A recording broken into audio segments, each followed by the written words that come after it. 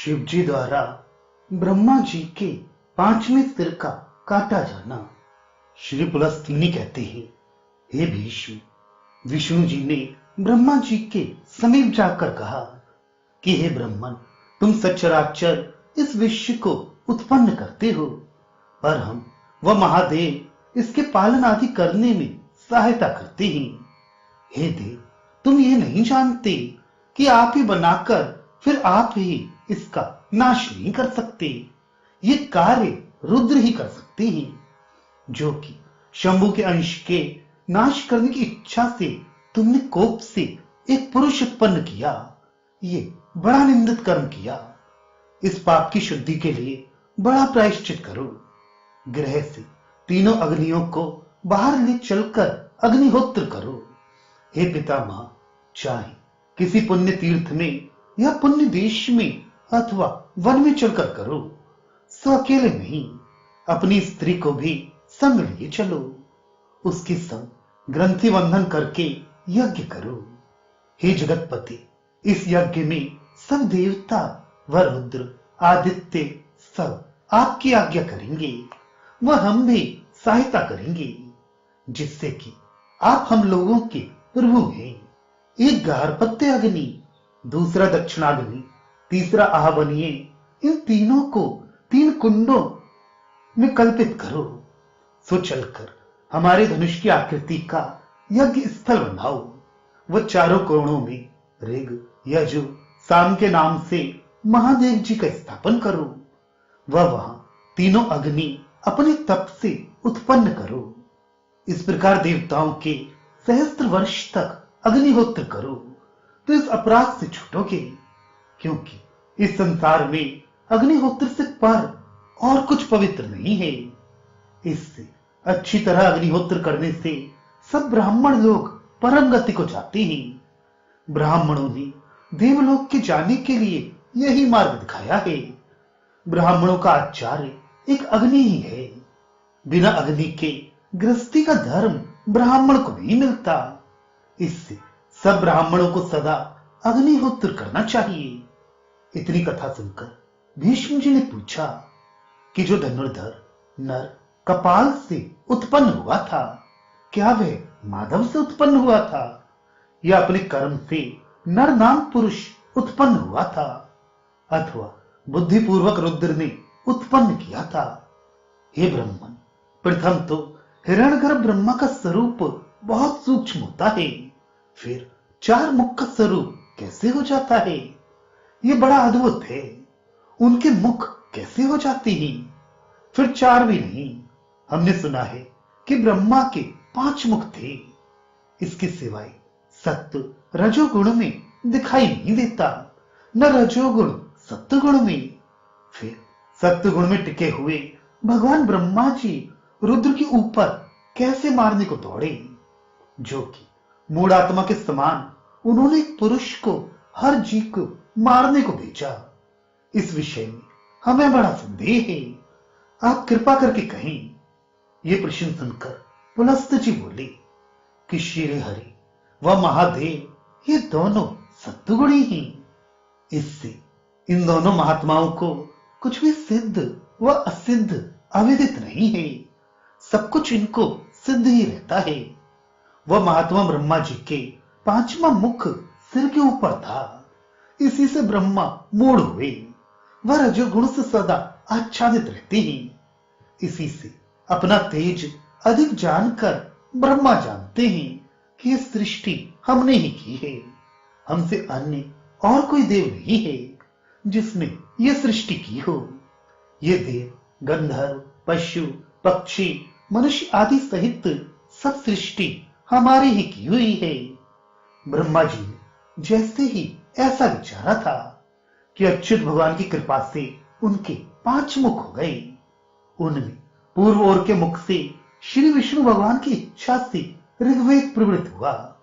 वह दक्षिण वाले दूसरे मुख से यजुर्वेद, वह तीसरे पश्चिम वाले मुख से सामवेद, वह उत्तर वाले चौथे मुख से अथर्ववेद प्रवृत्त हुए।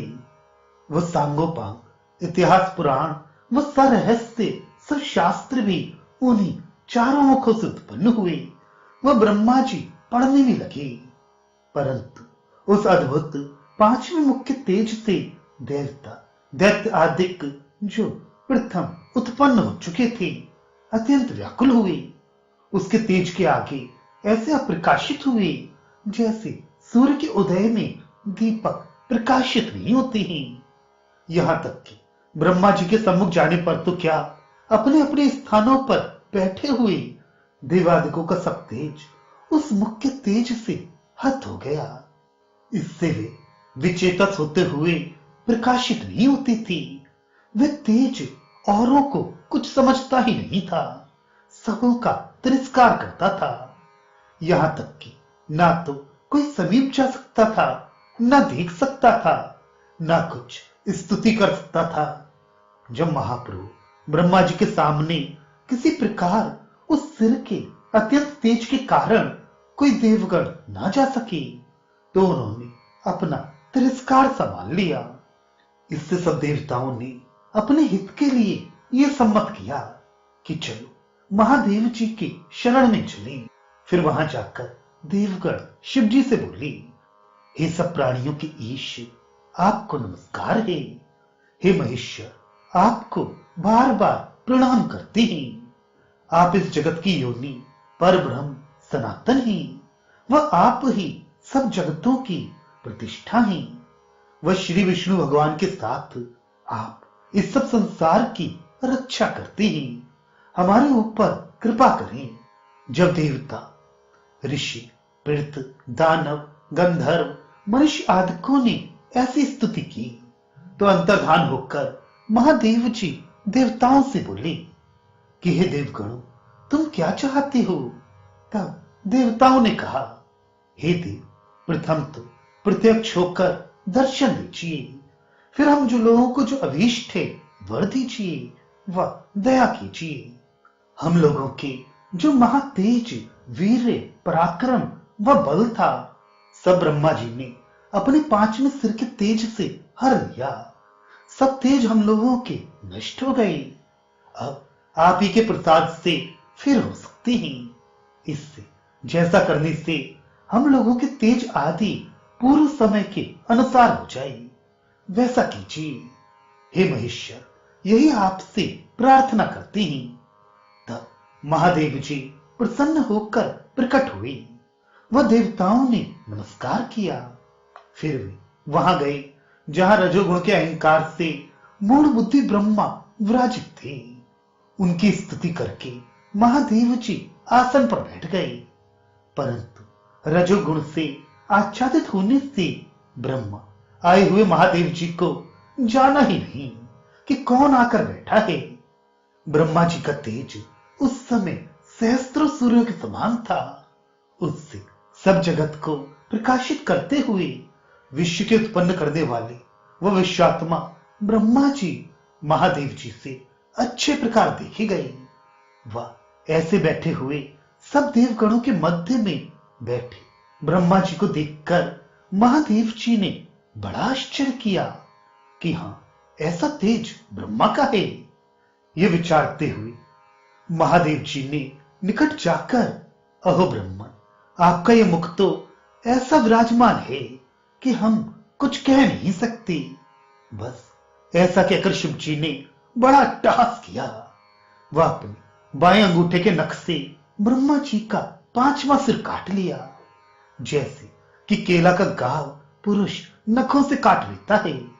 वह कटा हुआ पांचवा सिर महादेव जी के हाथ में ऐसा शोभित हुआ जैसे ग्रहों के मध्य में दूसरा चंद्रमा कहीं आ जाए तो शोभित हो।